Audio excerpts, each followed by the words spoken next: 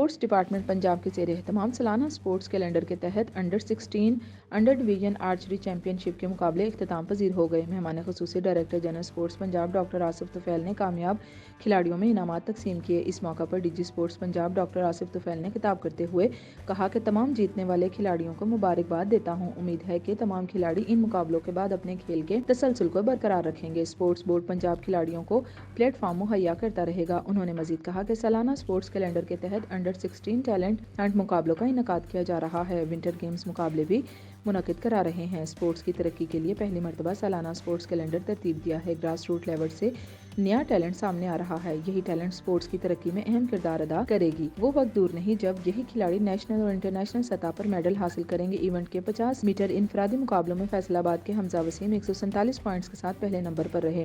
ملتان کے عبدالحنان نے 116 پوائنٹس کے ساتھ دوسرے اور بہاولپور کے سمیر اظہر نے 112 پوائنٹس کے ساتھ تیسری پوزیشن حاصل کی ہے۔ اس طرح گرلز کے 50 میٹر فائنل مقابلوں میں لاہور ڈویژن سے مریم شعیب نے 92 پوائنٹس کے ساتھ پہلی پوزیشن حاصل کی ہے۔ فیصل آباد ڈویژن کی ردا فاطمہ نے 91 پوائنٹس کے ساتھ دوسری اور ملتان ڈویژن سے فاطمہ عمران نے 85 پوائنٹس کے ساتھ تیسری پوزیشن حاصل کی ہے۔